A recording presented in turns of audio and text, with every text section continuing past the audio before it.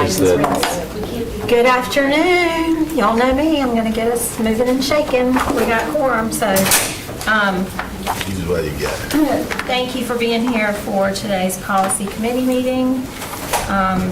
We've got some topics on the agenda that I know the public is really interested in, and I'm glad they are. It's good to be engaged. But the first thing we need to do is approve the minutes from March 25th. So do I hear a motion for that? So moved. Second. Okay, are there any questions or comments about the amendments or anything for the minutes? All right, all in favor say aye. Aye. Anyone opposed? Okay, thank you. Minutes pass. So, as has been my practice with the migration policies, you should have all, received the document that shows you the changes, which I would classify as technical, but Ms. Posey, please correct me if I'm wrong. So go through these three, 7560, 7620, and 7650, and then we can vote on them in a bundle unless there's any objection or concern. We do have one change. We erroneously included the wrong backup for policy 7650. Okay? So we recommend pulling this off today's agenda. We will put it on our May agenda where we will have time to see things ahead of time and all of the correct material included for backup. Thank you. So we will just do 7560 and 7620. Perfect. Okay, that sounds great to me. So, Ms. Posey, thank you for being here. Thank you. Good afternoon, Committee Chair Edmonds, respective board members, and Superintendent Taylor, Dr. Taylor, Robert P. Taylor. We do have two policies. So policy 7560 is permitted salary deductions for absences and discipline of certain exempt employees. So this policy outlines when salary deductions are permissible for exempt employees under the Fair Labor Standards Act. Key provisions of this policy emphasize alignment with the FLSA and includes a grievance process for unresolved complaints. In red are technical in nature adjustments, and we also include references to the DPI benefits manual and policy 7620 regarding payroll deductions. Board members, do you have any questions or comments about, I don't see any red. Not showing 7560. up red on yours? Are they blue? Uh-huh. Okay, they're blue. Yeah. Okay. Mine printed red.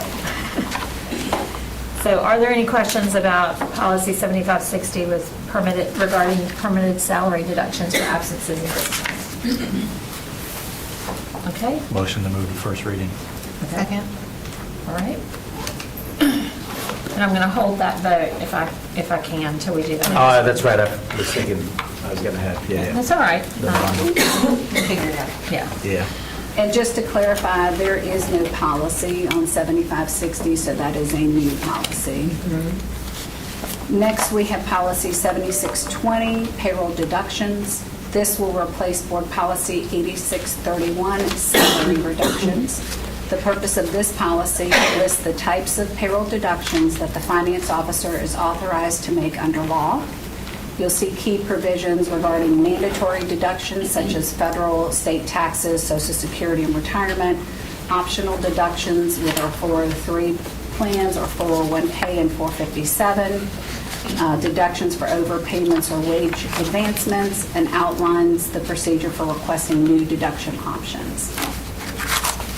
The changes are in blue and are technical in nature. Are there any questions? Board members, any questions?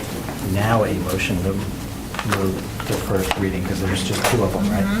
So 7620 and 7560. okay. The motion from Mr. Hershey to move to first reading. I'll second it. Second by Ms. Mahaffey. All right, is there any further discussion? Okay, all in favor, please say aye. Aye. Any opposed? All right, great. Point of clarification for me. Yes, yes. Because these are migrated policies, which we haven't done since January Typically, we carry these on first reading now on the action agenda because we're migrating something Yep. new. Did we say action agenda and did I miss it? Or I did not. No, but it was implied. okay, so we Stick will with the bring these normal for protocol unless the normal committee tells you protocol. Right, otherwise. just clarifying so that. Yeah, no, I Okay. appreciate that. All right, I thank you so appreciate much. that. Yeah. Thank you. Thank you.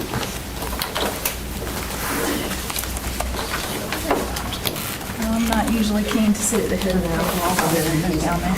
I know. Effort to go faster.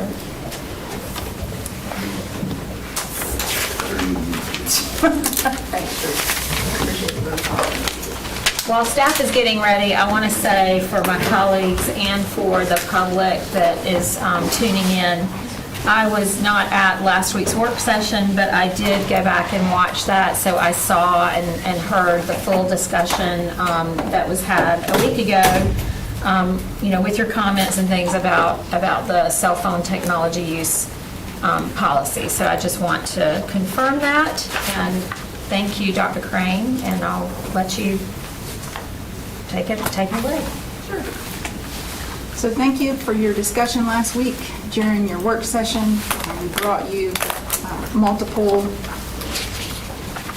categories of revisions, language for you to consider, and you gave us very specific guidance on that. So what we are bringing you today is a full draft of a policy. My plan is to walk through it with you, section by section, to address any of the blue language, see if you have any questions or need any clarifications. And should you accept and approve this draft or make any changes today, we can put this on the agenda for next week's board meeting for first reading with your recommendation to do that.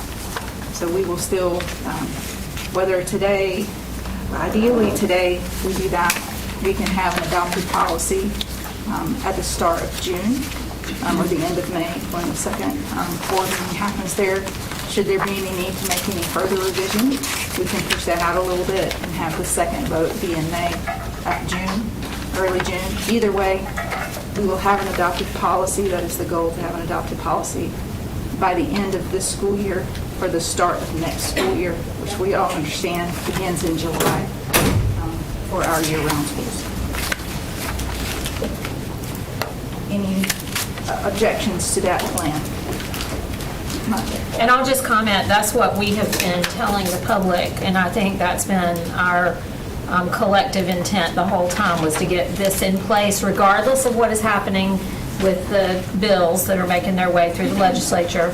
We felt like we needed something in place for the 25-26 school year that includes year-round. So I think that's right in line with everything that, the board has discussed and, what we've said to the public. So, thank you. Should the legislature, the governor's office, any one or combination of both of those make any changes that require us to do that, we will bring the policy back for revision so that we are in compliance with whatever recommendations or requirements they set out. I'd like to acknowledge Mr. Drew Cook is here with us today, Assistant Superintendent of Academics, Senior Director Allison Reed in Academics also, digital learning, so that we let you know we hopefully have our bases covered and we can address any questions that you might have. Thank you. Sure. In the first paragraph of the policy, we really set out what we recognize. We made two changes in this first paragraph. The first is to say families often choose, because not all families do choose, to equip their students with personal wireless communication devices. And we struck the first part of the last sentence, which says these devices serve families well, though inappropriate. Now we just say, however, inappropriate use. There is some argument as to whether or not the devices serve families well or don't serve. We thought this was a more straightforward approach and did not. I got some feedback that said that might unintentionally pit us against families, and we did not want to include any kind of connotation about that at all. In the second paragraph, We just expanded the numbering for the professional learning policy and included 7,800 there. In the third paragraph, we heard some interest in acknowledging the socio-emotional health and well-being of students and what the board promotes. So we included that language in the first sentence there. And in the last part of that paragraph, we heard lots of interest around addressing device accessories. So we've included that language in that paragraph. In the last paragraph of this section, we have further defined, provided a few further definitions. So we define what device accessories are. They may include such items as Bluetooth headphones, earbuds, and smartwatches that depend on connection to a wireless communication device. Smartwatches may be worn and used as watches throughout the school day, but any features that require wireless connections to a smartphone, like texting, internet viewing, or phone calls, must be disabled when use of the wireless communication device is prohibited. I see an extra S in there. For your consideration, we have also, and with the advice of counsel, we also recommend or bring to the table the addition of one sentence at the end there in its own paragraph, and that sentence says, "This policy does not apply to district-issued and managed devices." Do you have any questions or concerns around the first section of the policy? And that last sentence that's being added goes right above A, right? Correct. Yeah, okay. And again, it reads, "This policy does not apply to district-issued and managed devices." Okay. Any questions? Questions?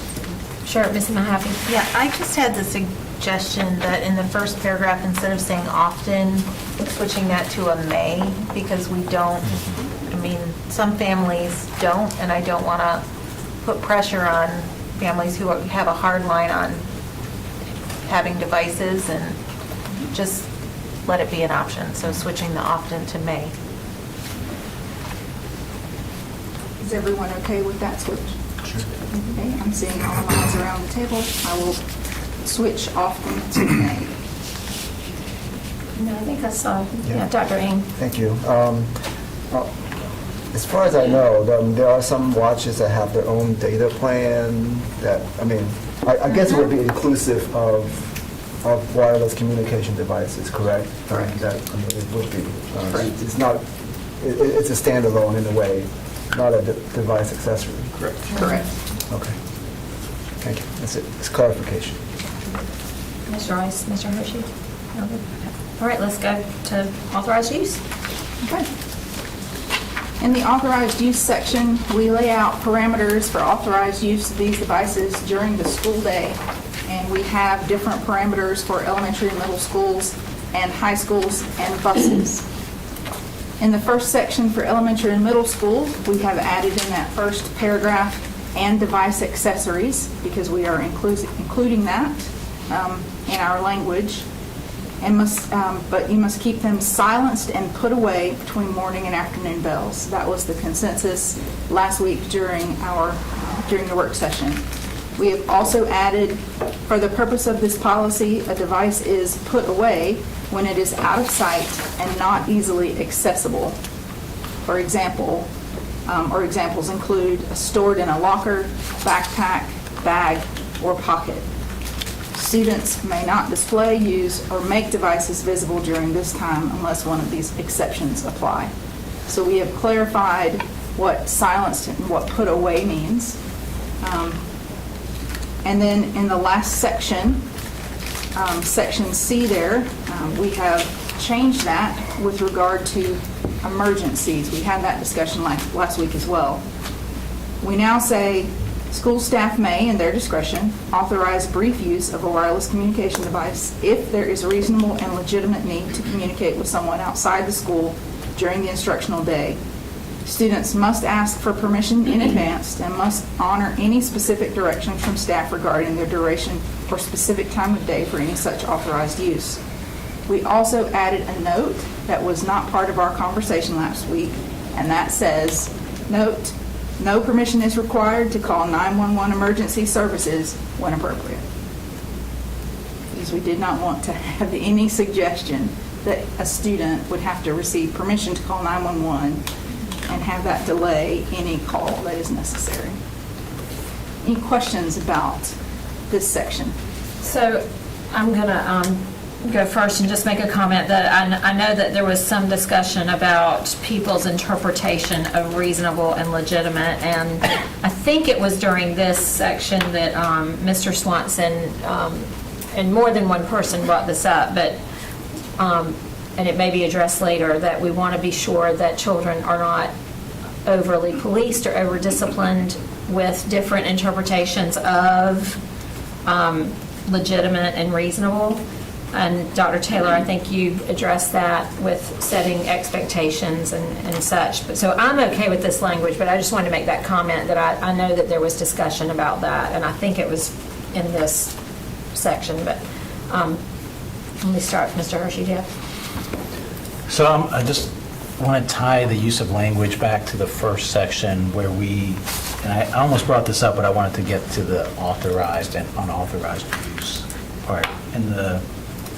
I think a couple of times we reference inappropriate, but we're not using the word unauthorized in the beginning, and we use unauthorized later on. So like in the board, in paragraph 3 at the very top, the board seeks to minimize distraction and disruption for learners and teachers, including those brought about by inappropriate use. Why would we not say by unauthorized use as well? To match the language further down in the policy. Or vice versa, use Yes. inappropriate later Correct. rather than unauthorized. Correct. To Ms. Maffey's point, either or. Or there could be distinguishes there, but we should also put unauthorized at the top if we're talking about. Anyways, something to think about. We can keep on going though. Well, I mean, just thinking about the flow of the thoughts, the unauthorized aspect of it has not even been introduced yet. Right. In a sense, so that makes that unauthorized kind of stand out to me. That's like, where is the unauthority, whatever the word is, of that aspect. But I mean, inappropriate has its own value, right, content too for each individual family. So I think it's okay to use in that paragraph in my book. The only concern I would have is we're defining unauthorized and authorized. Does that mean we're going to define appropriate and inappropriate as well? And I don't want to get too deep, but that's just kind of what I was thinking about. Semantics. I think a reasonable person can assume that there's parallels between inappropriate and unauthorized and appropriate and authorized. Now, if that'll hold up in a court of law, Yeah, legally it doesn't. I mean, if we can talk about meanings of words that can be very important for other reasons. Legally, I don't think it really has much impact because the authorization is what the policy does. The policy determines what's authorized and what's not, and the problem to address is inappropriate use. So like where the rubber hits the road is what can students do and what can't they do, and that's a question of authorization, not appropriateness. But we don't have that vagueness problem. Yeah. so Neil's okay with it, I'm okay with it. It's fine. Anybody else have anything?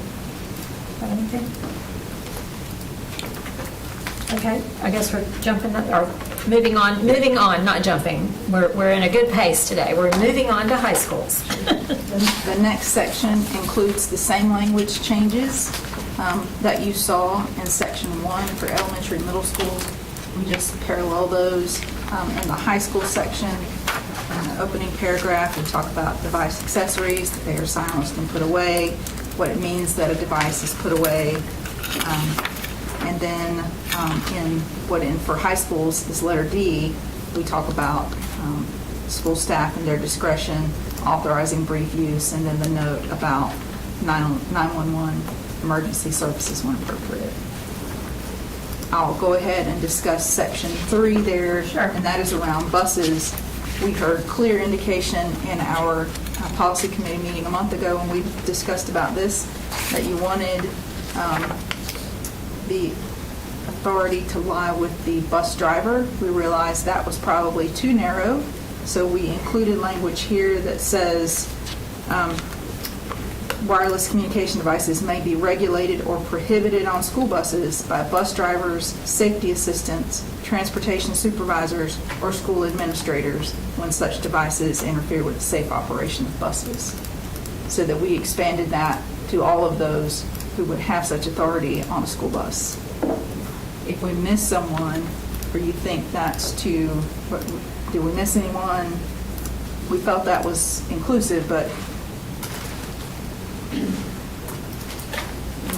I like that change, but Mr. Hershey? Are we talking anytime they're on a school bus, so going on field trips, or is this to and from home?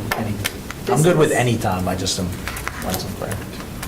I think of field trips as instructional time. Okay.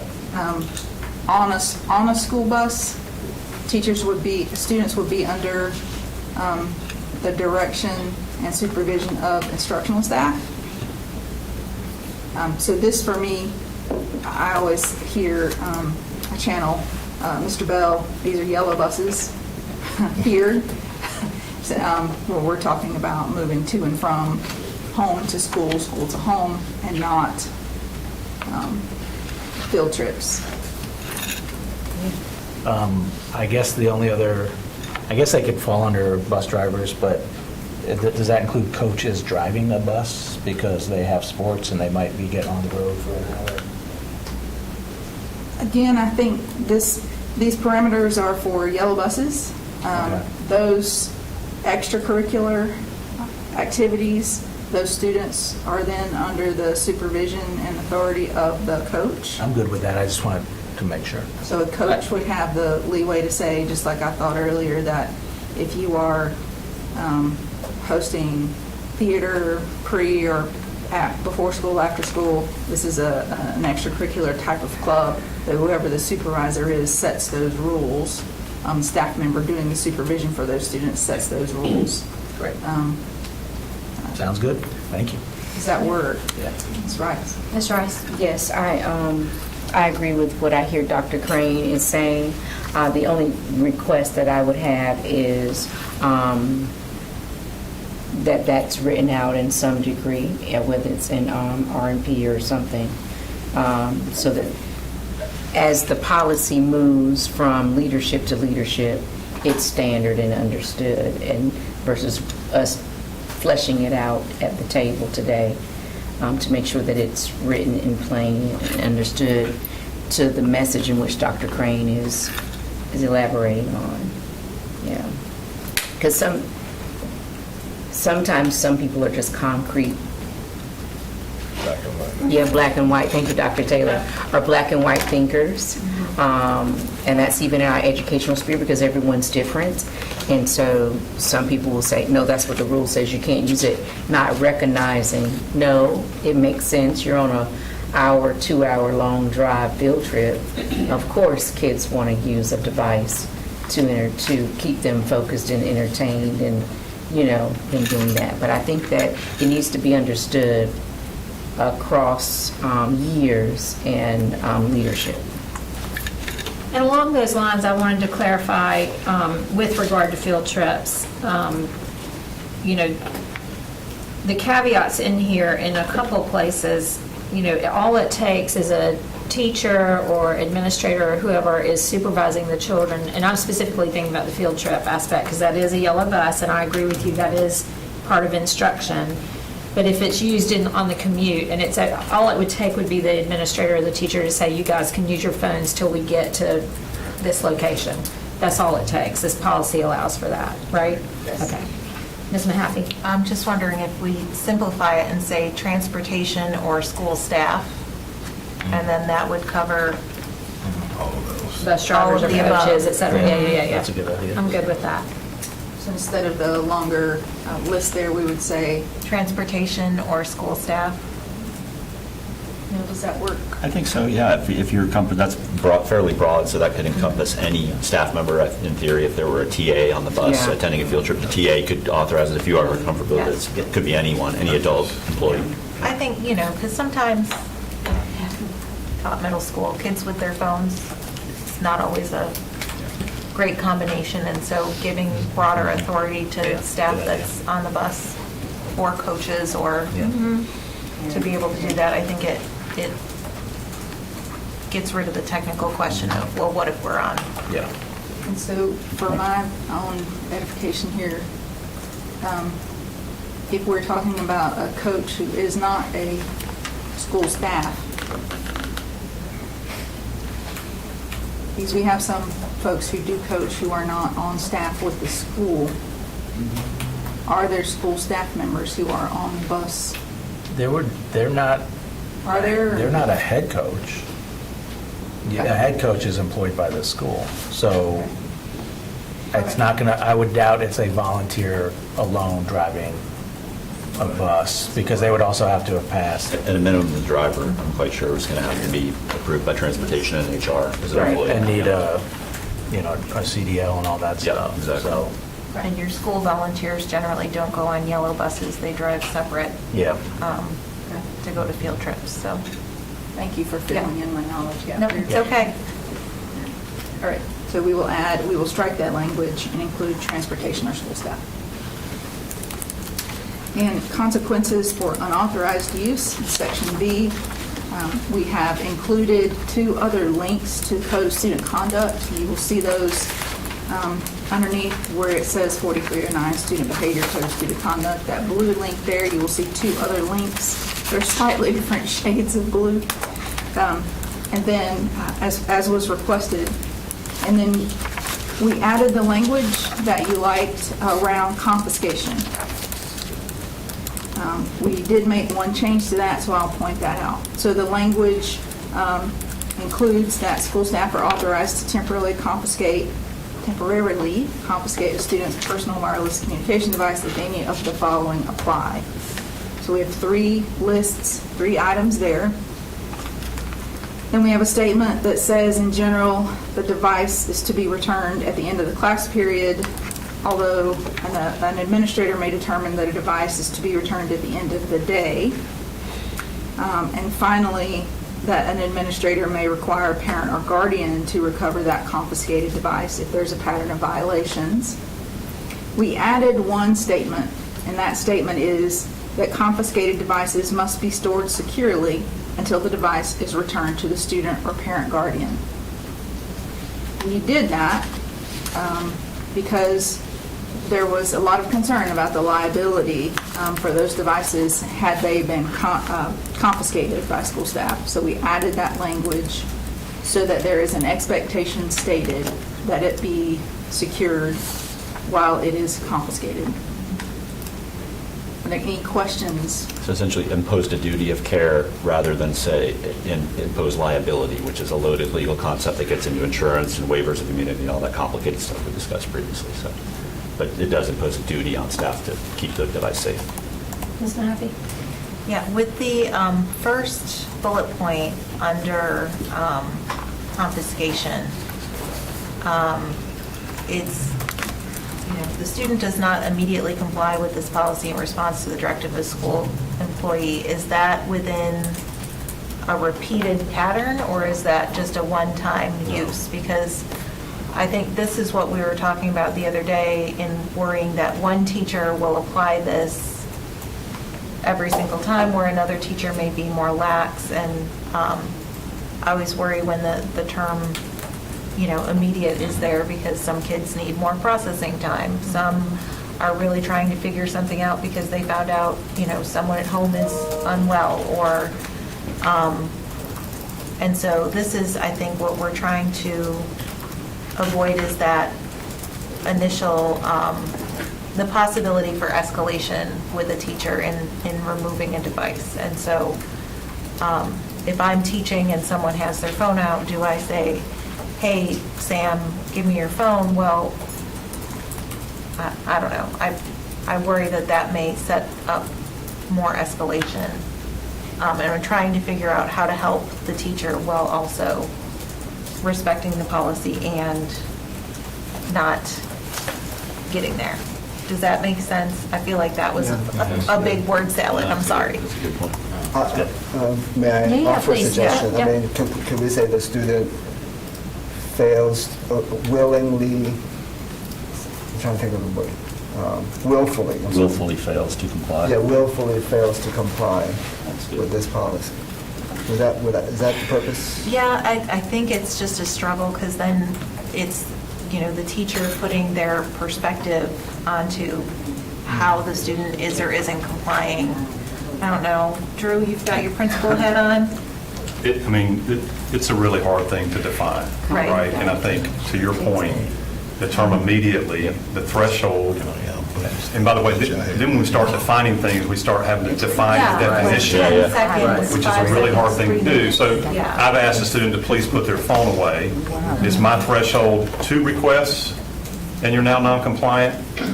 Or is that the same as the teacher next door who might ask 14 times Right. for the student to put the phone away, and there hasn't been any past non-compliant behavior or issues? So I do acknowledge, and I think we have to acknowledge, that's really, really hard to define, and I don't know how much we can completely I know. eliminate all the gray, but I think it's worth discussing for clarification, because it is Ms. gray. Rice, did you? Yeah, I'm trying to be quiet so we can move on. No, we're in good shape. No, but I agree with Ms. Mahaffey to a degree. I'm concerned. I hear Dr. Cook, but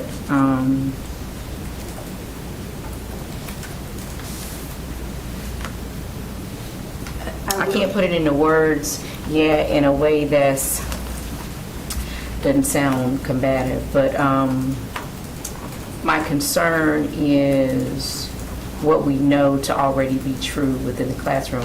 I think Ms. Gordon might know where I'm going, and she might be worried in that national board certified teacher mindset of where my, you feel where my heart is? Okay, go ahead, you take that away, Ms. So Gordon. I am toying over the word comply. Yeah, there we That go. is I don't want us to get so into like defining what is compliance. Because then it does feel like we're getting into like policing. I don't know what an alternative is to that. But that is my initial thought with immediately comply.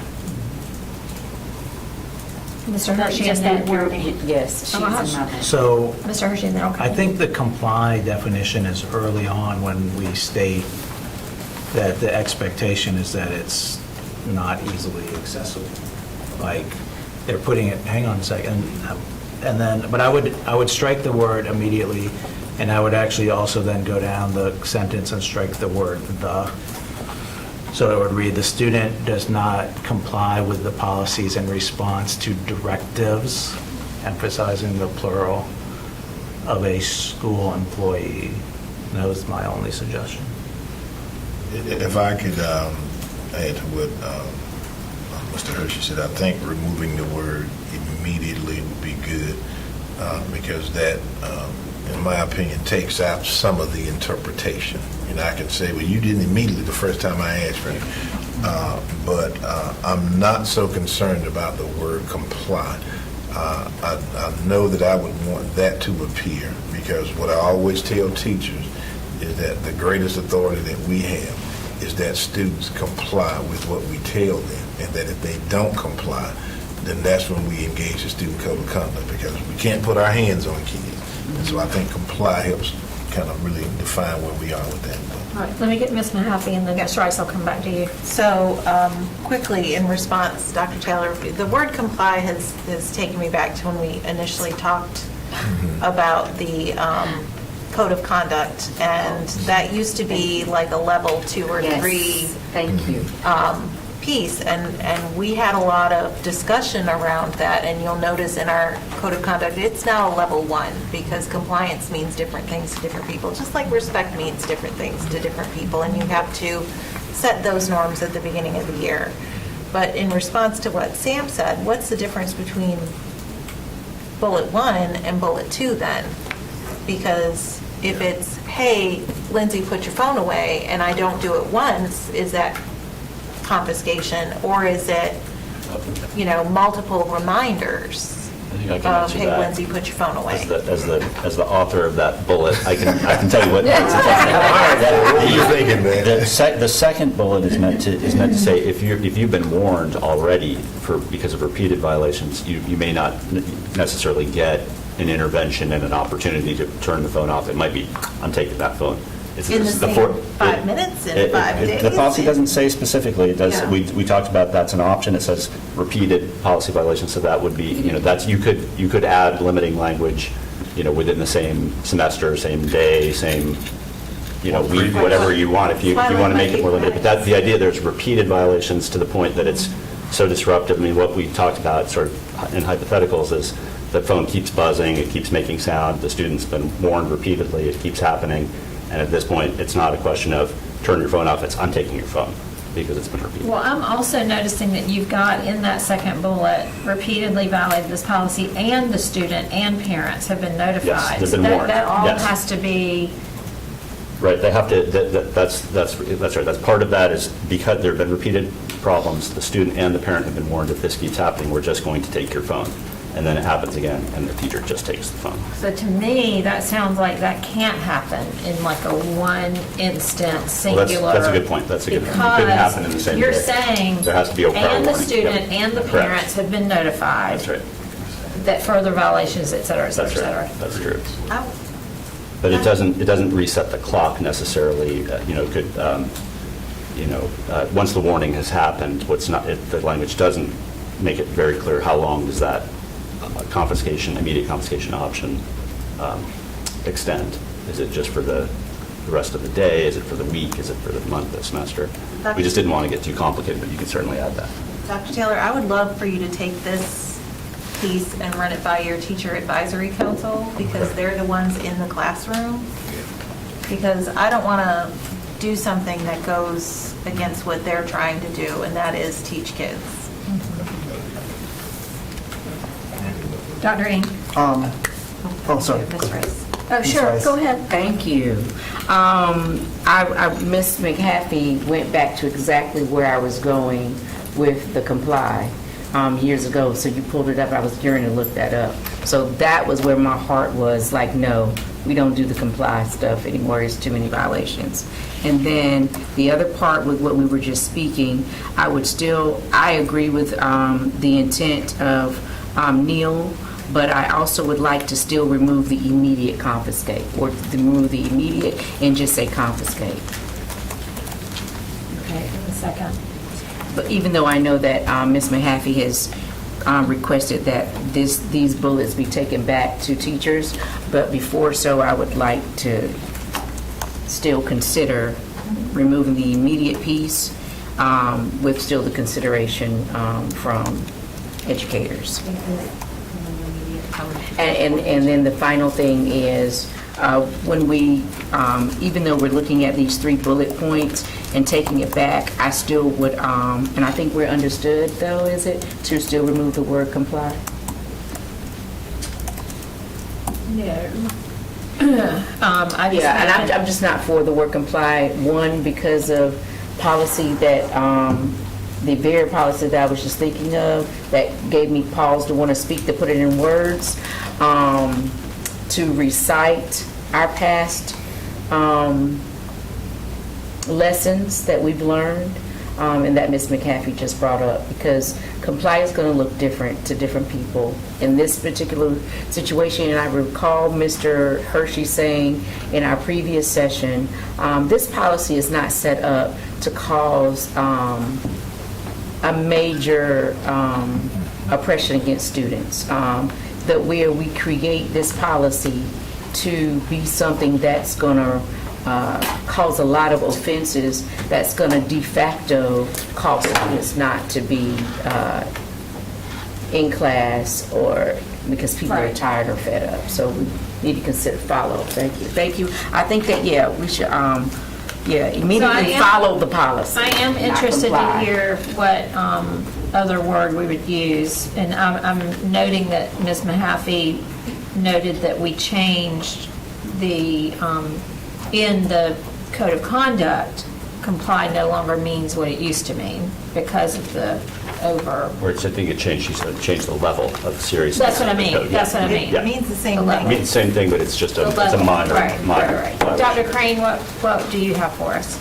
I have Dr. a Crane, I'll go thought, back too. to you. Yeah, I was wondering about a completely different approach on this, and so to change the wording to say, the student does not silence and put away their phone, or does not silence and put away the device at the direction of a school employee, It's similar to what I have. or which as is- directed by a school employee. I had a similar approach. I think just to write out the word comply, the student continues to willfully violate this policy following directives of a school employee. And I went to, I like the willfully addition from Dr. Ng because it suggests, it's not, I didn't hear you, it's not an I didn't hear you issue, or, processing speed, somebody mentioned, it's really has to be, I'm not going to comply, I'm choosing not to comply with your directions. And how do we, Before you take how do the we phone. know that someone's not doing that though, Neil? my, Well, it's intense, runs through a lot of your policies, so it requires judgment, as to someone's intent, but that's always the case in any policy with intent. That's then true of the entire student code of conduct, for example. It's never code of conduct violence. To do something accidentally, it has to be willful. my thought was if we are specific with silence and put away, which is what we want Yeah, them to do, right? Which essentially what we're getting at is that if the student fails to silence and put away as directed by a school, their Yeah. blah, blah, blah, as directed by a school I prefer employee, that. it removes Yeah, I prefer that. comply, it removes willful, it removes all of those things, and it just basically gets down to, we notice you have it out, we're asking you to silence it and put it away, as we have asked you to do the whole time. That's kind of, That word, those two words, sounds like, well, 3 words, right? It's almost like it needs to be, that's our catchphrase. Silence and put it away. Dr. Ng? I like the change in the language so far. I was actually just thinking about the fact that, from a student standpoint, they may not even know what the policy is. Yeah. So to ask them to comply with a policy that they don't know about, it doesn't make sense to me. The more important thing is that is the student following the directives of the adult in the room. Silence and put away. That's more important, to focus on that. Whether the student is following the directives of the school employee in accordance to the policy, that is on the adult's part to enforce the policy. For them, for the adults, for the students, their part is to follow the directives of the adult. Yeah. That's our Makes sense. slogan, silence and put it away. Could I make a friendly amendment to Dr. Crane? I don't know if this is something, I'm not a board member, neither she, so it's not a friendly amendment. We're But, interested in your input. Dr. Crane's suggestion was good, but rather than fails to silence or put away, would it make sense to say refuses? Because I'm hearing concern about, we don't want inadvertent, like a lack of attention or processing speed issue. Really what needs to be, you're not doing as you're told. You're refusing to do as you're told. And at that point, the teacher takes the phone away so that instruction can continue. Just offering that of refuse instead of fails, which seems like opens it up to more How do folks feel about that? judgment. Yeah, I like that. Refuses to. No? Almost like fail better, because again, I feel like. Tells me that it doesn't happen. My thought was that could be, I didn't hear you, or the student could say, I didn't hear you. You take my Right. phone, I didn't hear you. I was looking at my phone, I didn't hear you. I would have, if I'd known, I would have stopped. And That's what refusal I'm is, worried about. no, I'm not going to do it. Refusing, no. And sometimes students do say that to educators, Yeah. which is what we're trying to prevent from happening. I had an event this weekend, and one of our retired teachers was at my table and was speaking, and they were like, students literally tell them, some students literally tell them, no, I'm not. And I think that's what teachers are trying to get an answer to, so that they don't have to keep competing with disrespect, because I don't think that's not compliance, that's just disrespect. And then how do we help parents understand to partner with us to stop the disrespect in the classrooms? And if I'm calling on my past classroom experience, and it's been a while, for me, that crosses over managing behavior in the classroom to now we're in the student code of conduct issue. This is a discipline issue now, not a redirection of behavior or managing behavior. We're in a different level. To me, these steps allow us to keep kids in classrooms, help them manage their behaviors, help them by removing it from them, help them by calling a parent, help them right where our job is to keep them in the presence of instruction.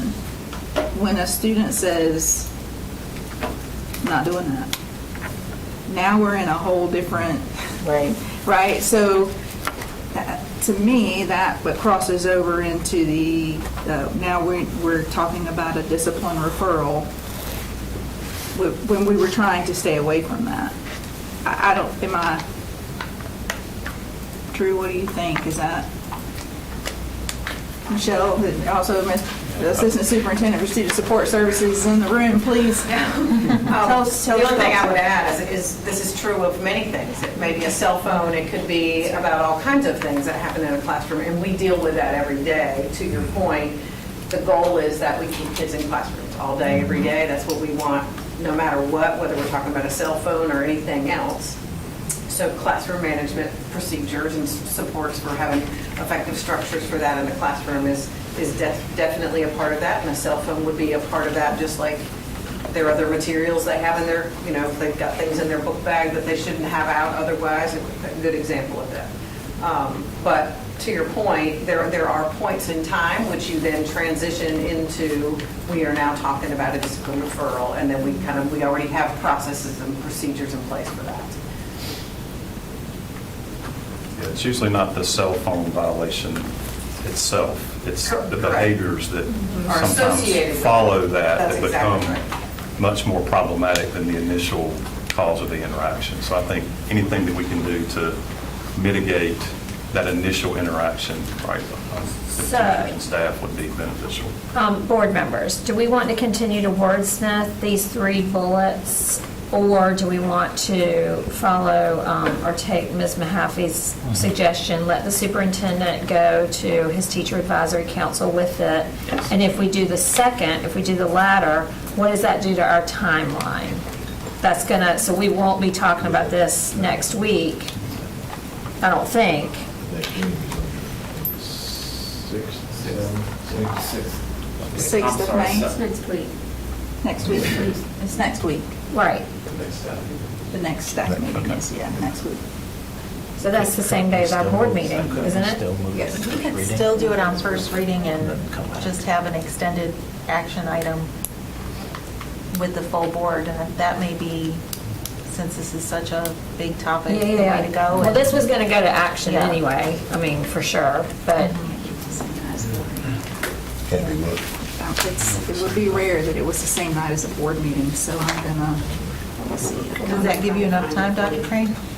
Ma'am? She's Does that she's give you enough looking. time? yeah, she's checking. It's good.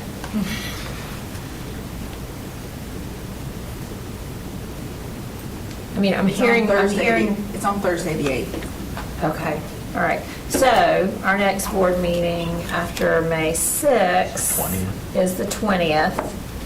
And that could get us to our first vote on June 3rd.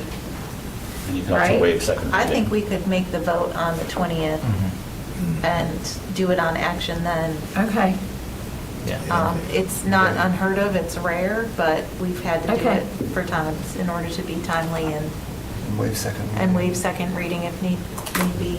okay.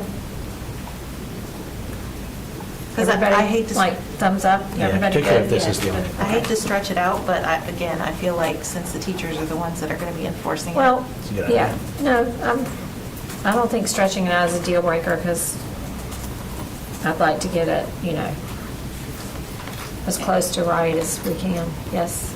Ms. I Rice? also, Dr. Tilly, if it's possible, when you're meeting with them and just fleshing out these bullet points, I would like to hear even a little bit more of what they think are good necessary steps, like to mitigate removing students out of the classroom so that we can flesh it out a little bit more so that they also understand that the goal is not to get the kid out of the class because of the infraction, but it's to really get them to invite them into the learning space. I also wonder if we're going to have RMP with this and training, that we clearly, Dr. Taylor and his team clearly communicates to principals and subsequently teachers that we do not intend for this to become a new discipline, challenge. Appreciate that. And the separation of that code of conduct, when we're getting into that lane versus what we're trying to achieve with this policy, as Dr. Crane said a lot better than I just did. Ms. Mahaffey? You said RMP, and I was just thinking, the other option is, we say that first paragraph, in addition to disciplinary consequences consistent with the code of conduct, and that sentence ending with communication device, and then saying confiscated devices must be stored securely, and leave the rest up to RNP is the other option. But I wonder if we already have so much in the student code of conduct, if we want to make sure this is policy so it's front and center. So My concern about that too is that with this being such a new policy with so much public attention, I really want the information here, because this is what parents are going to look at. Right. Yeah. Because they're going to want to know, parents and students and educators are going to know, what did this board do? What are they telling us? And so I think it's better to leave it here if we can. All right, is everybody okay if we move on? And, we've got that 3-bullet thing going to his team. Yes, Ms. Rice? The last and final thing I would really like to say is Dr. Taylor moved forward with his team, and all of us to remember, at the end of the day, this policy change that we're doing in the new school year, compassion with students to a degree is still necessary, because again, we're dealing with addictive behaviors. And it doesn't just change, so we have to transition these students into the behavioralism of silence and put it away. And so I just really want us to operate in a spirit of compassion and have teachers and principals to really understand the spirit of compassion. We know we need to, behavioralism is also sticking to the structure of a thing, but at the same time, let's not leave compassion off the table, because we're dealing with addictive behaviors and personalities, that these children have had these devices for whatever grade they're in, for the age that they are, without having to comply on this level. So that's the final thing I just wanted to put out there as a reminder. Did you have something else? yeah, Chair Edmonds, do you want us to make a motion to send this to first reading, knowing that we're going to be making changes, or do you want to hold off? When we're finished, when we get to the end of it. All right. Anybody else? Dr. Ng, did you have something else? Okay. All right. Thank you, Dr. Crane. In general, a compensation, or are we, I feel like we didn't cover anything in here. I just want to make sure we're. All right. So underneath those 3 bullets, Right. we have in general, confiscated device should be returned at the end of the class period, school event, or activity when the device was improperly used. However, a school administrator may determine the device will be confiscated until the end of the school day if the improper use is willful, repeated, substantially disruptive, or interferes with other students' ability to focus on instruction or extracurricular programming. And then finally, sort of at the far end of the spectrum, a school administrator may require a parent or guardian, rather than the student, to recover a confiscated device if there's a pattern of violations during the same school year and the student and parents have been warned in writing that further violations may result in the device being held for pickup by the parent or guardian. Again, I think this really does set out that this is a way to manage behavior that does not move into the discipline field. It's a, look, we're going to keep it till the end of class, so that, or, look, we're going to keep it to the end of the day, you can pick it up at the end of the day. All of this does not involve the discipline process, right? And then if we really need to, we're going to have a parent or guardian come pick it up. So it sort of lays that out, and here's how we start this, and that the expectation is that it be returned at the end of a class period.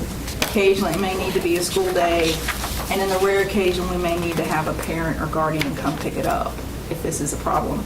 All of this is apart from the disciplinary process.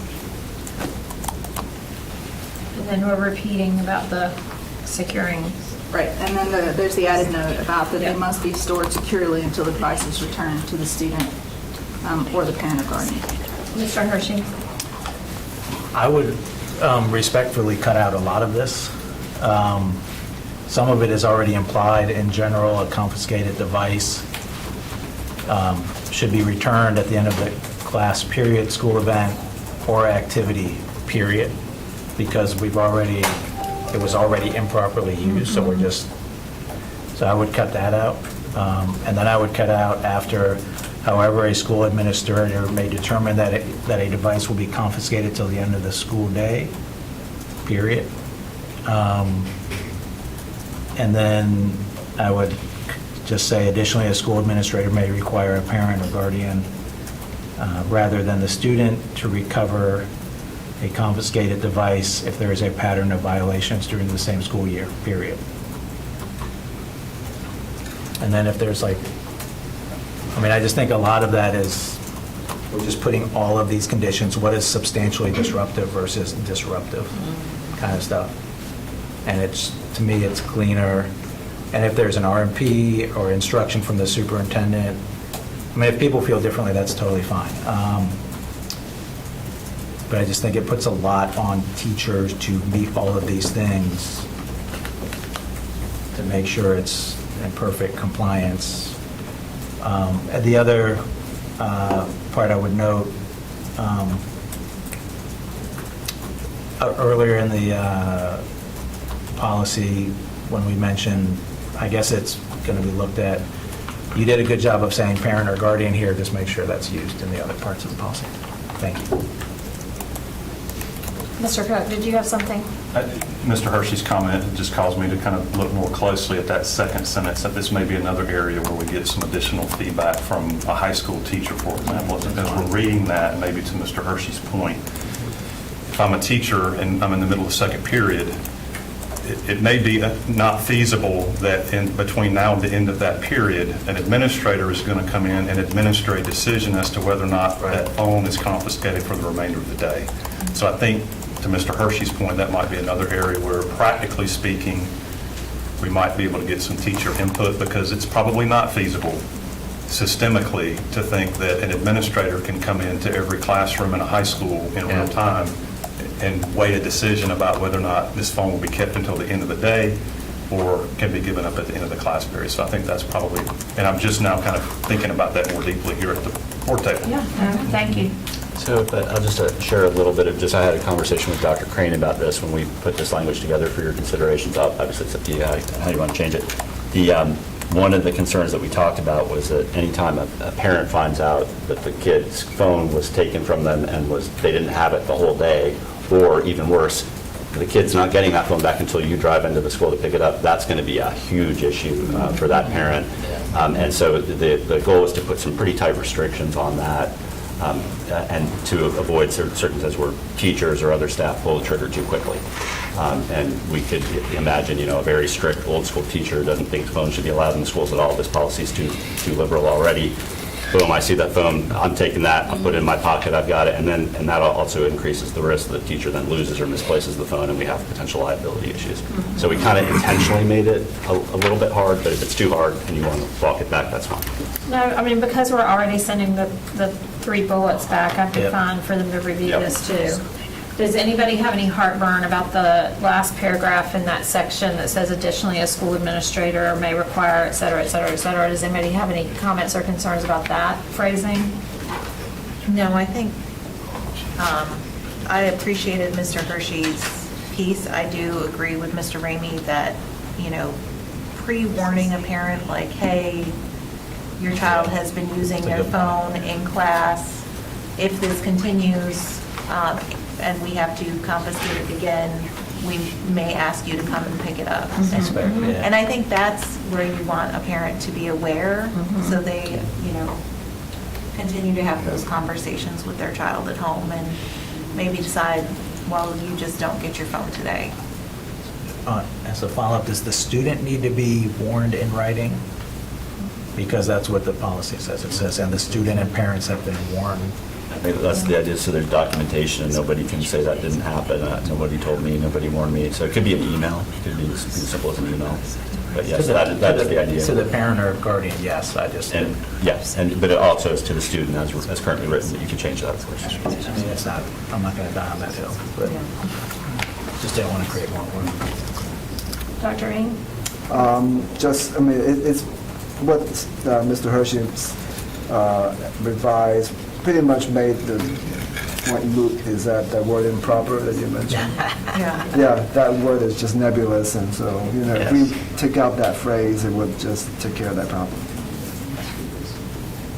So my question to you is that what we take to stack, I heard is, are we taking Mr. Hershey's recommendation, and that is to strike so that the paragraphs read, in general, a confiscated device should be returned at the end of the class period. Stop. Well, School event or activity. School event or activity, period. Okay, period there, okay. However, a school administrator may determine the device should be confiscated until the end of the school day. well, that's now what, And Drew brought that into question. yes, yeah. And then at the end, additionally, a school administrator may require a parent or guardian, there's a pattern of violations during the same school year. No, follow what Ms. Mahavin said, which is to keep the warning Okay. because of the documentation. Okay, so only strike the first when the device was improperly used. Yes, yes.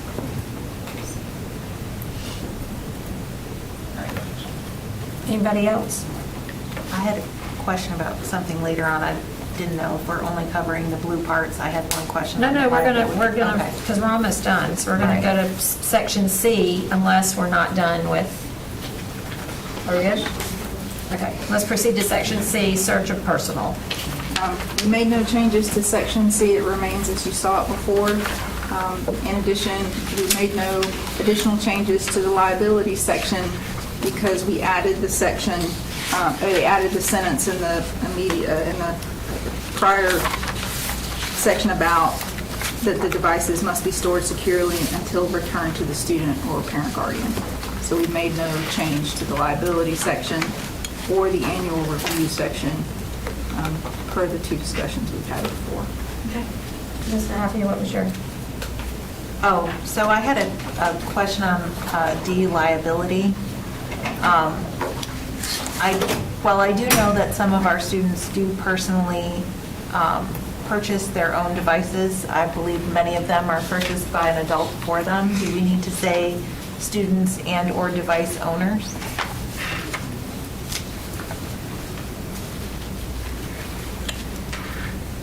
I think you could. Because I'm trying as a to think, parent, yep. if I choose to give my kid the phone, I'm the one who owns the phone, my kid is just using Right. it. So who's liable, my minor child or me? Yeah, I think that the word liability in the header here is causing all these, like, really good scrutinizing questions over difficult liability questions. I think that the idea is that, it's not the teacher's responsibility to keep track of the kid's phone for them throughout the school day. Okay. But I take your point. I mean, it's not, I don't have a problem with saying students and/or device owners, if you think that's helpful anyway. But it's, yeah. Yeah. I mean, we're basically trying to I mean, I'm not we try trying to pull back from getting into semantics, the. but I'm also Yeah. like, I'm allowing my kid to take that device. Yeah. So, I don't know. Or not, I'm okay with it. How do we Staying the same. handle that kind of language in other contexts, like expensive shoes or a backpack or jewelry? I mean, I think Yeah. probably students are responsible for their belongings would be the kind of the normal All right, language you'd then see. let's keep it the same. I'm having flashbacks to the Yes. BYOD device program where Yeah. the teacher won't touch Right. anything. Yeah. I'm sorry, I didn't mean to do that. Yes, sure, Dr. Rainey. Yeah, I mean, I know what you're getting at, Ms. Yeah. Mahaffey. It's okay if it's too much. No, You no, I pull mean, back. I was thinking, you know, if the word liability, you know, brings up legal repercussions, then, you know, could it just be titled personal responsibility or something to that effect that makes it a point that, you know, it's the student who needs to take care of their belongings. Or just put that one in the big paragraph of consequences. Or in the beginning, opening, kind of philosophy statement. Ms. Rice? Yeah, I agree with Dr. Ng, if the liability is an issue. I think the paragraph titled personal responsibility, or. That's And I appreciate the spirit devices. of trying to protect our staff and, you know, our teachers, if they're not responsible for 6 Yeah. kids' phones, you know. Yeah, right. Like, But it's not, but I think you're all right, that liability, this is not a 5-paragraph on liability. We could address immunity waiver and all that. It's really more about who's responsible for taking care of the Well, devices. So maybe just changing that heading would help. Yeah. Okay. Responsibility for device security or safety and security of devices or something like that. okay, Yeah. whatever you, or, I don't know, do we have to have that today, or can that be part of what we see We can, on the 20th? yeah. That's I mean, just a even if heading It's change. in another section under like Or move a it. authorized use. That might work too. And make it a second paragraph under there. I mean, it's not gonna. You all okay with inhibit any that being decision. something we bring back after getting feedback from the teacher advisory committee, and then it would be either moving it or changing the title And to be a that one substantive between you and change? Dr. Crane. I think so. Okay.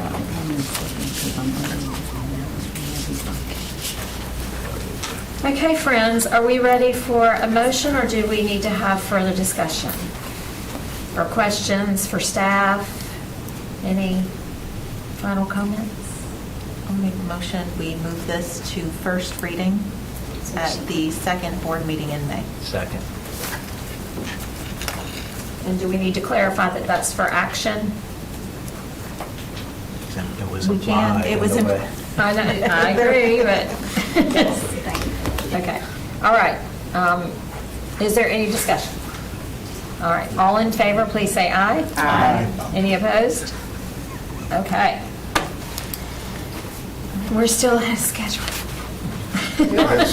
But we have another hot topic, online instruction, R&P online instruction. All right, I hope this is not a hot topic. Just one, yeah. Well, with this one, last week at the Student Achievement Committee meeting, we talked about the online instruction. You guys asked that it be brought back to the Policy Committee for additional discussion. And so during that meeting, the board talked about the potential of changing 3102 the R&P, which states when we could use remote instructional days. And so the language that we were looking to strike from that, based on the conversation that we had with the board, was all bank days are exhausted, all teacher work days are exhausted, and any remaining options would require extending the school year, hosting Saturday school, or modifying scheduled breaks such as spring break. And so following that discussion, the recommendation again that we were going to make is that language would be stricken so that we wouldn't have a restriction of not being able to use remote days. And so with that, we'll ask for any discussion with the board regarding this. Dr. Taylor, can you point to where, because I don't have any strike-throughs or, That's correct. When we put the backup on there, we didn't include any Okay. strike-throughs. What we're looking at is in 3102 R&P. It's at the very bottom of the document, okay, numbered item 2, okay. remote instruction during Just the emergency. very, very end. It's Okay, at the very end of the R&P. okay.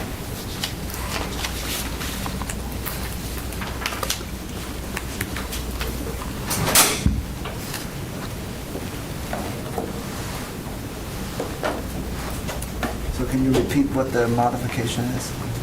And so we would just simply strike that language that talks about the restrictions on the remote days. And that will start, So, remote instruction days, period. It would, That whole section. that whole section, item 2, remote instruction during emergency situations in the RMP, it's on the 3rd page. So we're removing item 2. It would just be removing item 2. Okay. You already have legal authorization to do, otherwise the policy restricts you a little bit more than the law does right now, or the regulation. RMP. So it would just be removing that self-imposed restriction to give you more options. Although she's not here, prior to us even having remote options, when we would do, kind of use our days first rather than using banked days first, at the bottom of the calendar, specifically more for traditional calendar because year-round is different with their schedule, it would list the teacher work days that could be flexed into a day. And I know this isn't remote instruction, but if we're giving superintendent, if you have this broad authorization, I would like to see those banked, those potential days at the beginning, first semester, kind of come back, just so families know if that's an option, that you're going to convert a teacher work day to a in-person instruction day. I think that would be helpful, and if not, then disregard what I just said. No, actually, I know that's very helpful. If we can talk about what those days are and that's listed, then the person will know that if for some reason we've got to trade off, they normally know what those days are. And so I'll be surprised that I would assume we were already doing that already, but Ms. Anderson-Powell will know exactly what we're talking about there. It's listed on the 25-26 calendar. Yeah, down at the traditional bottom. calendar. Yeah. But I don't know that it's on each of the year-round calendars as well.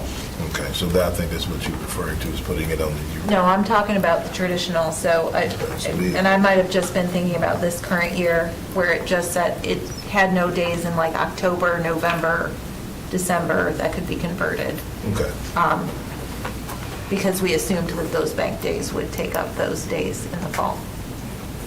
And so I would I know that has still, nothing to do with remote instruction, but since we're on the Yeah. topic.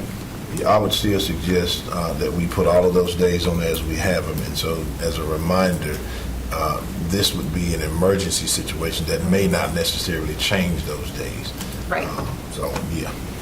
Mr. Swanson? Thank you. And I hate to sound like a broken record, but I think it's important to remind the public and continuously remind the public that we're only talking about 5 days. That's right. Yep. That's it. Thank you. Yeah, sure. Dr. Ng? Yes, thank you. I was not here last week during your conversation, but I was listening. And You were. and I even, contacted Ms. Mahaffey to say, make sure we talk about special education. And then you chimed in. Before I could say anything. And then you chimed in, so I appreciate you actually, keeping that front and center in terms of thinking about special education and how that is impacted with, if you have to do this remote learning. Thank you, sir. Anybody else have any other questions or comments about the online instruction RMP? Okay. What action do you need us to take on this? You don't need to take any action. Okay. Actually, RMP is a staff recommendation and how staff carries out the policy. Typically, what we do with RMP is if we're making any changes, we alert you to them. If you have any questions or concerns, we work to address those and make any changes if needed. And if there are none, and I'm hearing none, then we would, at the close of this meeting, make this change, strike that, and then put a revised date of today on it and upload it to our policy manual, and the RMP is revised. It requires no official board action. Great. All right.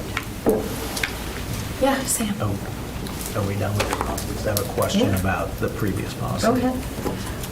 Since we're doing the cell phone policy, are we needing simultaneous changes to 1.6 in the Code of Conduct, and the the technology responsible use,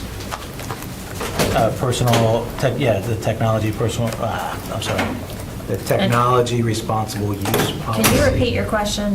What are you saying? If we need to act simultaneously to change, even if it's a few words, to the Code of Conduct 1-6. Okay. And also the technology responsible use, because it talks about,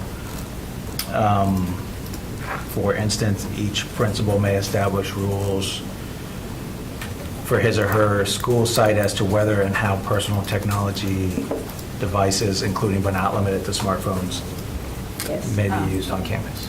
As a matter of fact, Allison and Neil and I had a conversation this morning about what other Okay.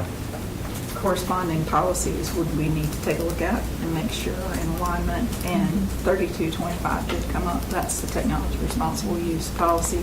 Okay. We did not consider the Code of Student Conduct. Looking at Michelle, and we can certainly have that conversation to see if any revisions need to be made there as well. Well, it references teachers in compliance with the technology responsible use policy, but we talked about how the new policy will kind of slide towards level 1.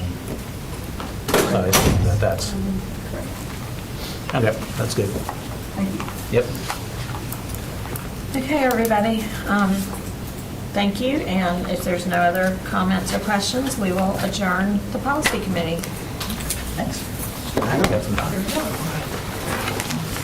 Should we try to get student assignment down here? Or we don't have a No, provision, 'cause we then we- can't go in. Okay, we can't. Yeah. Well, then we'd have to go into close. Yeah, And we can't. right, it's not on. But I'm ready. I did my And homework. I did mine.